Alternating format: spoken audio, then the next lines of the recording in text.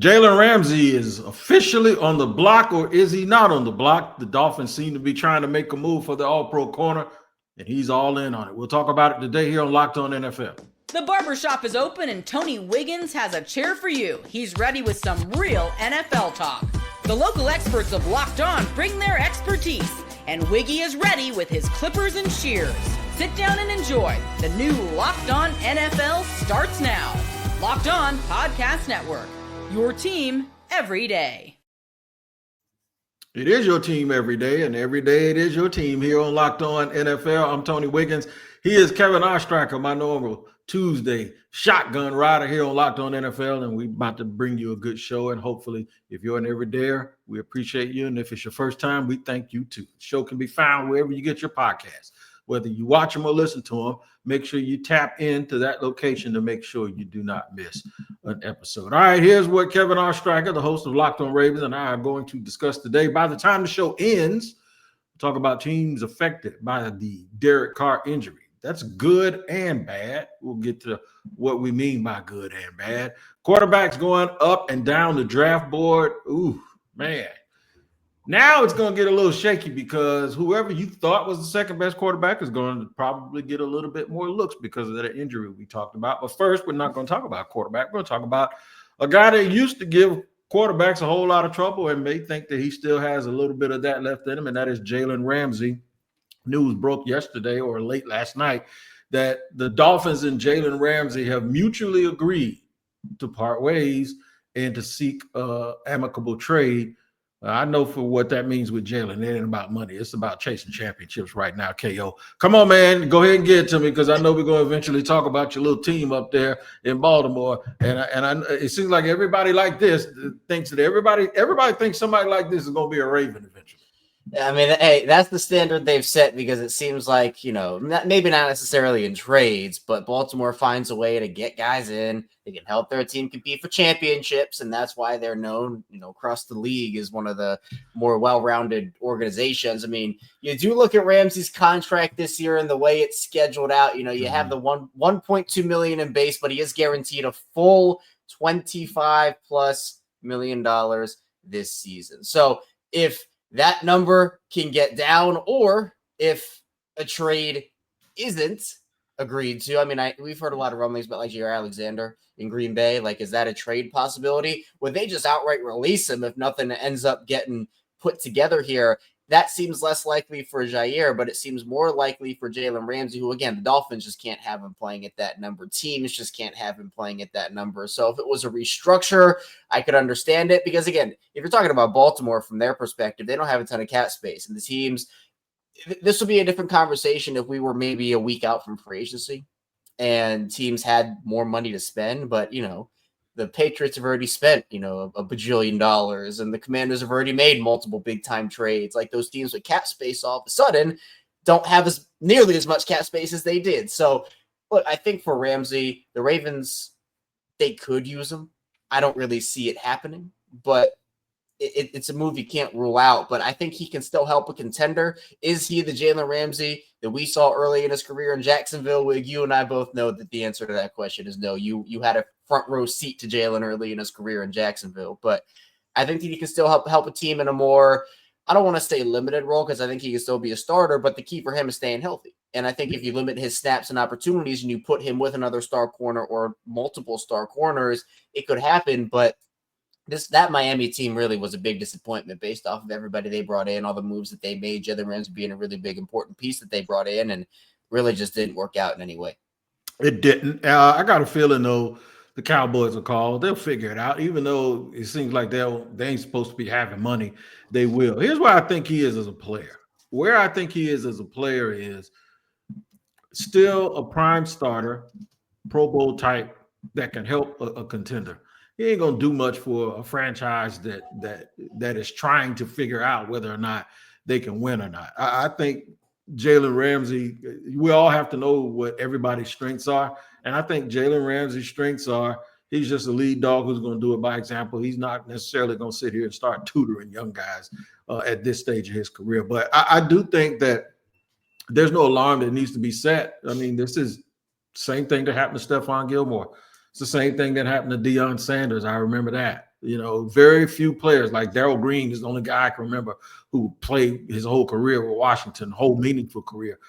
Champ Bailey moved around a little bit. I mean, to see Deion with Washington and Baltimore at the end of his career was really, really weird when you consider how great he is. He played for 5 teams. So, when you sit there and think about it, man, it's not really abnormal. It's just that Jaylen Ramsey's name is always one of those that has been synonymous with generational and all of that stuff. And so far, it's going to really make people wonder.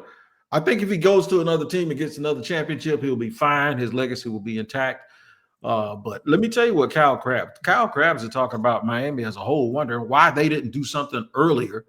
And it's really, really weird that they waited to this point in the draft to try to do this when, like you said, teams' money has been dried up. Listen to Kyle Krabs talk about not just this, but a whole bunch of things that the Dolphins have done. Can this please be the thing that happens for the perspective of the Dolphins and how they're attacking this offseason to stop being about the hot seat?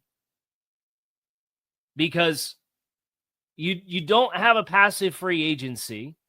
You don't move on and cut players like Kendall Fuller and create more needs and move on from Raheem Mostert. You don't explore trade options for Tyreek Hill. You don't not restructure your quarterback's contract to create more salary cap space and sending power. And you don't explore trade options with Jaylen Ramsay if you're in the hot seat and you got to win now and we're going to do whatever we need and we're going to push all the chips in. And yet it continues to be like the feedback. Oh, we did the show yesterday. Draft a quarterback at some point, potentially on day 3. They can't use a draft pick on a quarterback. They need picks to contribute and win now because they got to win this year. They're not acting like it. And on one hand, I get it. I respect it. Because for those of you who have looked at what the Dolphins have been the last couple of years and said, they're capped. They hit their ceiling. It's not going to happen for them. They need to wipe the slate with either all of it or some of it or reset or rebuild or transition or however you want to phrase it, whatever terminology applies to you that works in here for you. I don't care what you use as far as lingo and terminology. They are agreeing with you. Man, Kyle Krabs let loose just then on the Dolphins and some of their fans, but he's right. I've been confused really with I've been confused since last year when they didn't re-sign Christian Wilkins. You draft him in the first round. He lives up to it. He's 26, 27 years old, and you just let him walk out of the building. They have been confusing me with their team building and their mindset for a couple of years now, and nothing has changed. Yeah, and again, it goes back to the word I did use, which was disappointment. I mean, the Dolphins were a team, and, we're talking about them as, they're going to be this really big threat in the AFC and that AFC East. Like, this is the year. They have Tua, and they have Tyreek Hill and Jalen Waddle as 1-2. They have a lot of vets on defense that can contribute. And we didn't see it. Like, they got run over by teams. They were getting blown out by teams. Obviously, Tua had very up and down years. It didn't work. And so for the Dolphins, every team has to look at it this way, but you have to look at it in the present while also not messing up your future. Not everybody can be the Rams, right? The Rams traded away everything for everybody for that one shot, that 1 year, and they won it. That doesn't happen that often. The Rams got lucky that year. I mean, it wasn't just luck. They were also a very good football team. But some teams do that, and they get nothing out of it. They have to reset. So for the Dolphins, it's, hey, what does our future look like 2-3 years down the line? But everybody wants to win now. You're built to win now because you have the vets. Like, for example, you sign a 30-however-year-old Calais Campbell, who has played for both of our teams, Wig in Jacksonville and Baltimore. You sign all these other vets. You trade for Jalen Ramsey on the defensive side of the ball. And everyone's like, okay, defense is going to be a strength. And it really wasn't in any way, shape, or form. I mean, Jalen Waddle had a down year last year. I know that because he was on my fantasy team. But you have a lot of other guys on that roster. They haven't been able to really figure out that tight end position. And, Jonnu Smith was finally that bright light there. He turned it on this year. Mm-hmm. But then there are questions about the offensive line. And you're like, okay, they need to address a bunch of different positions. I don't think quarterback, yes, is Tua the best quarterback in the league? No, but I think that he can get the job done as long as you have really elite pieces around him. And you're like, okay, well, Tua, Tyreek, Jalen, you have Devon A-Chain there. How does that team not win more games? Like, I think you got to start on the defensive side of the ball. And if that is moving off of some pieces to get more guys in, then I think you have to do it. Yeah, guys like Van Ginkel that are running around right now in Minnesota making plays. And so, with me, they let Javon Holland get away. They keep drafting players. You know what Miami drafts and does their team like? It's a little game they used to play on Price is Right when they had this little dude on the side of a mountain and he was going up, but he had to get past one point, but he couldn't get past that point. He had to land right in between. So Miami's playing the game like they have to land on 8 games every year. They can't win 10 or 11 or 12. They got to win 8, but they can't win 7 either. They're playing that little game where that dude's going up, and that's what it looks like because they draft guys, keep them. Guys play well, they overdraft them, and then they leave. They got too many Ferraris, not enough dump trucks. That's the problem, and Matt Williamson gave us that one. All right, we're going to get to the quarterbacks in this draft.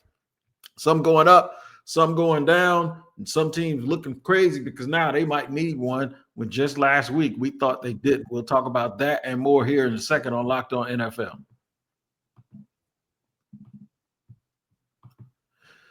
Today's show is sponsored and brought to you by Monarch Money. If you ever check your bank account and wonder, where did all my money go? Man, I do that all the time. Between dining out and online shopping and entertainment, it's easy to lose track. That's where Monarch Money comes in, your personal CFO, giving you full visibility and control over your finances. Monarch Money isn't just a budgeting app. It's a complete financial command center. You can track all your accounts, investments, and spending in one place. So you don't stop. You don't just manage your money. You start building wealth with your money. Managing money with your partner is smoother than ever. You can track shared and personal accounts, set goals, and stay on the same page without the stress. Take control of your finances with Monarch Money and use the code LOCKEDONNFL at monarchmoney.com for 50% off your first year. That's monarchmoney.com, code LOCKEDONNFL for half off your first year.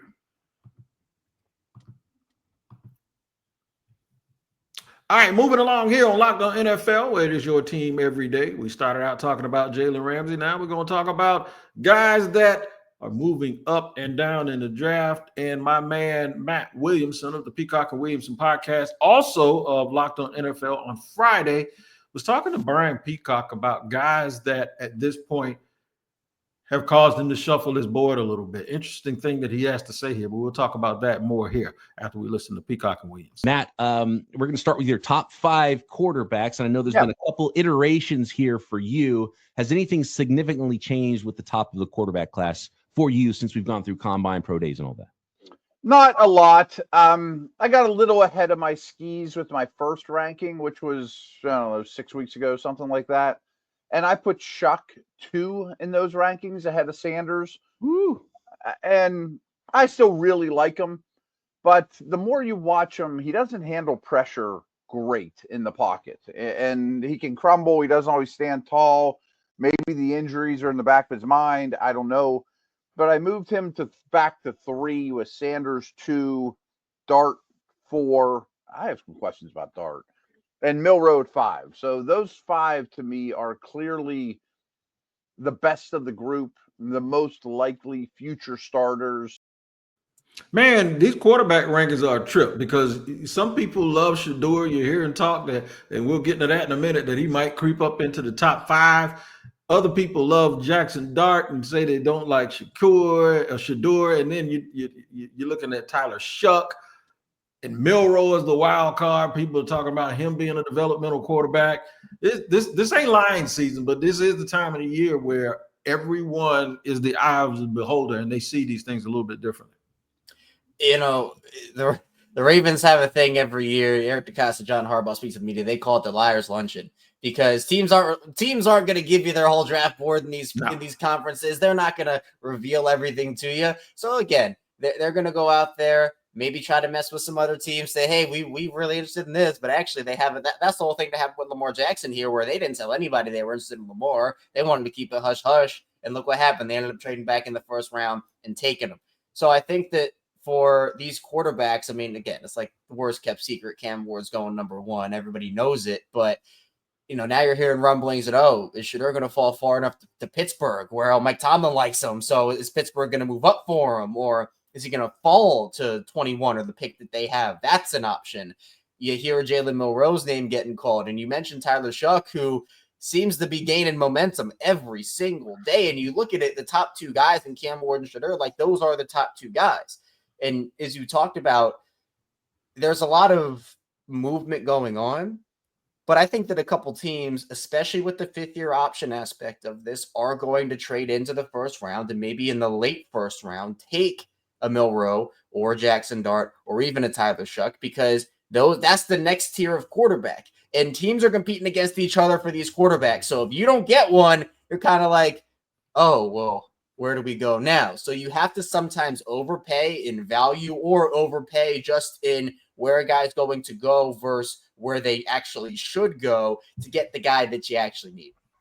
So you got to play this game. You got to be able to play the game and get value, especially if you're one of those teams that were hoping one of these guys will fall to you. And now a team that is drafting one, or you didn't think was going to draft one, might be in the cards to draft one, so it changes everyone's urgency. It also comes down to evaluation. There's some people, Matt Williamson just said, ooh, I got questions about Dart. Well, Ross Jackson of Locked On Saints had a guest on, and they sounded like they loved Jackson Dart. And this is what I mean about eye of the beholder. Check this out. I've never seen a quarterback throw as many balls as he did at a single pro day. I was like, I was starting to feel like his agent, like, all right, this is enough. Like we gotta wrap this up. You can slang it now. And wrap it up. Who he reminds me of, and this is like a realistic thing. Now, I don't know if he has quite as much zip, but he reminds me of Matthew Stafford. And I played with Matthew Stafford, and I know what type of ball that guy threw clearly. But Jackson Dart really has a little bit of that to him. He seemed similar in personality too, like not a big boisterous guy that's yelling and up, trying to get his guys excited, but he's more of like a silent assassin type that just goes out there and does his work. And if you love him at 9, I feel like you have to take him because the organization is going to need somebody going forward. Well, there you go. Some Jackson Dart love. I saw Jackson Dart up close and personal in the SEC. Jackson Dart was a good player. He just lost the one game I wanted him to win the most, and that was against Florida. And when I say he lost it, he made some boneheaded decisions down the stretch. But see, that's the thing about scouting. You can't do that. You can't be all favoritism out like that to the point where you're mad at a dude because he let the team that you hate the most win, right? You have to really look at it from a bigger picture. So it's all about the eye of the beholder. Jackson Dart all of a sudden now becomes the dude that could challenge to be the second quarterback taken in this draft. It's so crazy that, we're kind of having these conversations. There's so much fluctuation and so much movement where there are always shocks on draft night. And the quarterback position, I think, is going to have the biggest shock of them all, whether that is a Jackson Dart being taken over Jador Sanders, or maybe Sanders actually just goes in the top 5. And that's, we've been having all this conversation and it ends up happening the other way. So I don't know what it's going to be. But the fact that you already have one of the top 2 quarterbacks going at 1, that's, again, worst kept secret in the league. And number 2, you don't really know where anybody else is going with multiple teams actually needing quarterbacks, whether that is. And again, it's not just everybody needs a starter here. Some teams do need high-level backup. Some teams want to bring in a rookie to compete for a starting job. So quarterback openings across the league, I mean, for example, a Cleveland, who does have a need at quarterback. They brought in guys like Joe Flacco and Kenny Pickett. You can say, oh, well, that's an obvious choice. They should just take the second best quarterback at 2. But then you have generational talents like Travis Hunter, where you're like, well, hold on a second. Is Jador Sanders worth passing a player like Travis Hunter? Or could you get someone in the second round? Or if they could trade back into the first round to get someone? But then the point with that conversation is there even going to be a quarterback available left for him? Because other teams need quarterbacks. So I don't know what's going to happen, but I'm expecting a pretty crazy draft night on Thursday. I am too. We're going to get to some teams that could be affected by the whole Jador Sanders issue. And one of those, this all came about because of Derek Carr. I'm telling you right now, when Derek Carr got hurt, everybody went crazy. But I'm going to also give you a theory on what I believe is the hang-up between a lot of these teams or a lot of these evaluators and a lot of quarterbacks like Jador Sanders. I'll tell you what, it ain't what y'all think, so don't even get your mind out of the gutter. I'll tell you in just a second here on Locked On NFL.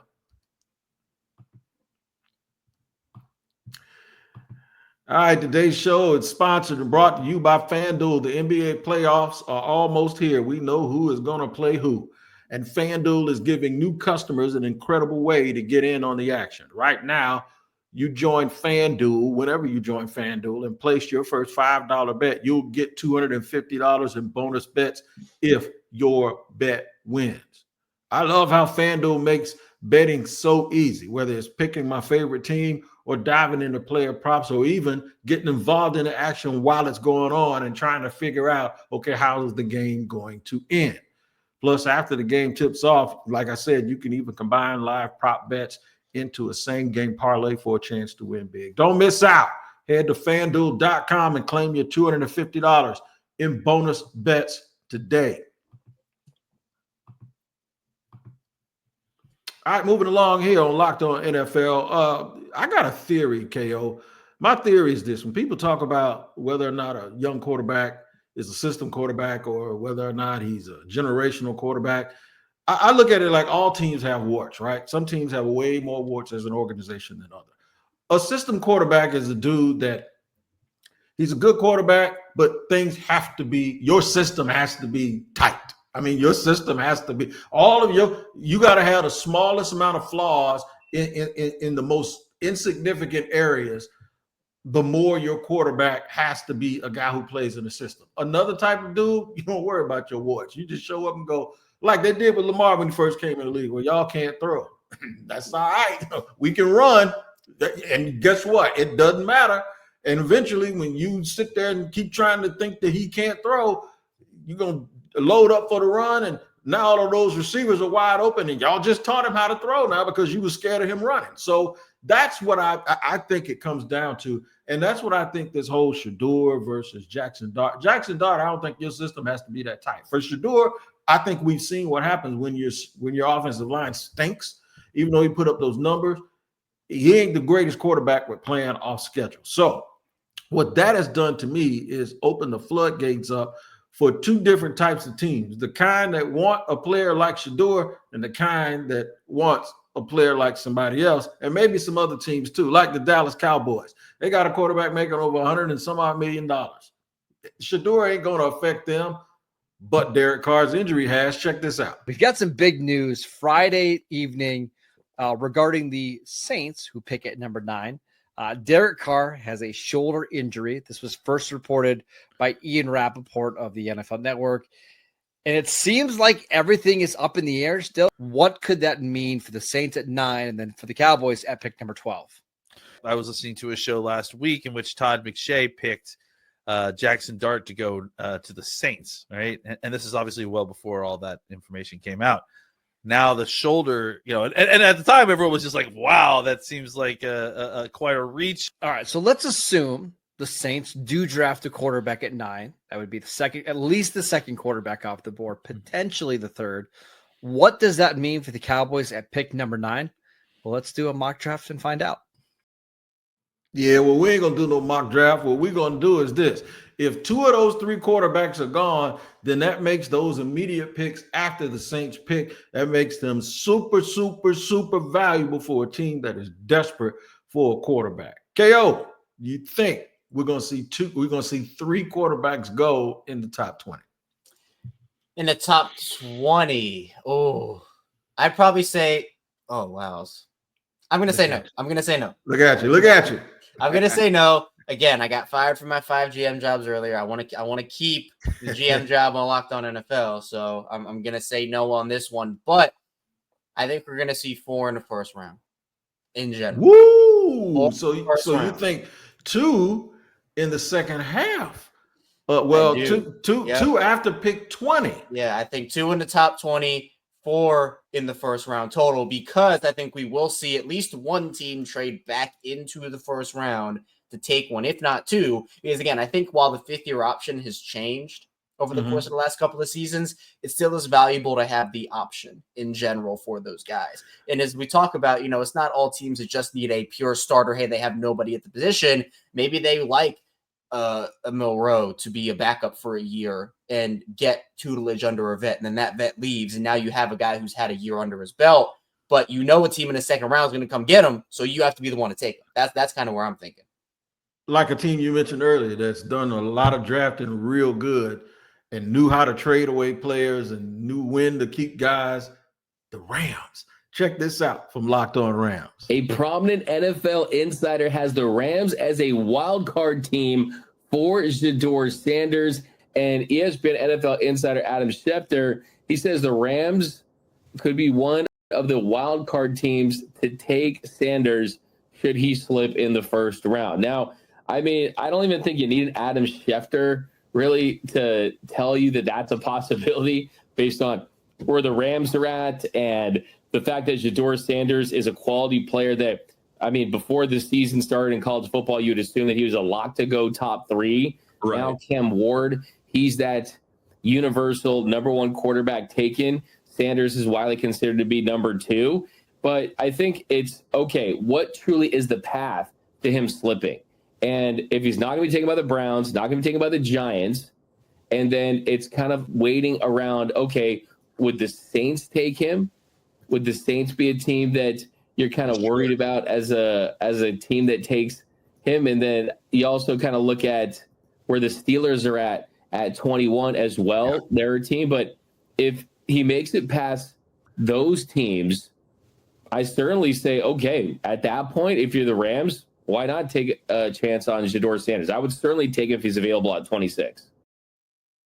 So look, man, we just hired you back because you said something you didn't even know that clip was coming. We just hired you. Kevin Ostrich just got a job back. We're gonna bring you in as a special assistant to the GM, man, because look at you. You didn't even know that was coming. When you were saying it, I'm sitting there like, look at Ostrich. He reading my mind. But look, the Rams could be that team that you're talking about. You described them to a T. Maybe they're not the team that has to come back up, but they are the team that says, hey, we got a veteran. And they're in a position now where they're saying, look, we don't want to be a team that's left out of being having a quarterback. And the Rams know exactly what it's like to have a quarterback that you have to build things around. You have to draft well. You have to be cognizant of your offensive line. You have to understand. I think the Rams would be a perfect situation, and LA is a good spot for Shadeur because he knows how to handle the media as well. Yeah, it goes straight back to a conversation you and I have had so many times, which is the state of expectations for every rookie quarterback that's taken in the first round, it seems, which is you have to play immediately and you have to contribute immediately and you have to produce immediately, or else you don't have a spot on that team in sometimes even 2 years, which is unfortunate because we know that some of these guys just need time, just need to sit for a little bit, just need to learn from somebody or take a year to soak everything in, and then they will be ready. I mean, we've seen this so many times over the course of history, and it just feels like that has gone away because everybody feels like they have the next rookie CJ Stroud or rookie Jaden Daniels, and you're going to get that out of whoever you take, when in reality, you know, sometimes you might be an Anthony Richardson who needs some time to develop, but instead you're just thrown to the wolves. And I think for everybody involved in that situation, Anthony Richardson just needed more time. So for Jalen Milroe, for example, like even, you know, taking Shadeur out of the conversation for a second, if it's a Jalen Milroe, who I do think needs some time, if it's Cleveland who takes him, you sign Joe Flacco, do you say, hey, you know what, we're going to sit Jalen behind Joe for a season, have Joe be the starter, and then Jalen comes in year 2 when that Deshaun Watson money, at least some of it, will come off the books? That makes more sense than just expecting him to come in and start immediately. For Shadeur, I think it makes a ton of sense to have him sit behind Stafford for a season if it makes that way. Plus, for the Rams, you don't have to trade up all that capital to get him. There's not a risk there for you. Like, yes, you want to draft quote-unquote win-now pieces, but it's like we talked about, GMs have to manage the present and the future. And when there's a guy that falls to you at 26 like that, you know, I think that you'd be foolish not to take him. So, you know what? I'm going to LA. I'm the GM of the Rams. There you go. Move over. I'm Let's coming to LA. There you go. We're making it happen. We're making it happen. There you go. I agree about Richardson, but I have one little bit of trepidation with that. I don't know if all he needs is more time, but I do know this: Jalen Milroe, just like Anthony Richardson, if you don't at least give him more time, you ain't got a chance because you're gonna ruin him. And that's the thing with Richardson. If he was going to survive, he needed the time. He needed to be right now walking on that field this year and them saying, okay, it's your ball. They screwed that up, and now He done checked himself out of games, and now teammates might not ever believe in him again and all kinds of stuff. I tell you what, you can believe in all of these prospects when you know them. And the way that you get to know them is look at Locked On NFL Draft. Locked On NFL Draft with my man Damian Parsons and my other brother, Coach Keith Sanchez. They will let you know all about these recruits, or not recruits, but scouts. I call them recruits because Sanchez used to do this too when he was in college. But make sure you check out Locked On NFL Draft to make sure you stay on top of all of the names, especially the day 2 and day 3 guys. You can be here with us on Locked On NFL each and every day. Come on by the barbershop every single day. And you can find Kevin Ostrich on Locked On Ravens and Locked On Squad Show as well. Locked On NFL Squad. All right, man. Thank you again for joining us. For Ostrich, for T-Wig, we'll see you next time here on Locked On NFL.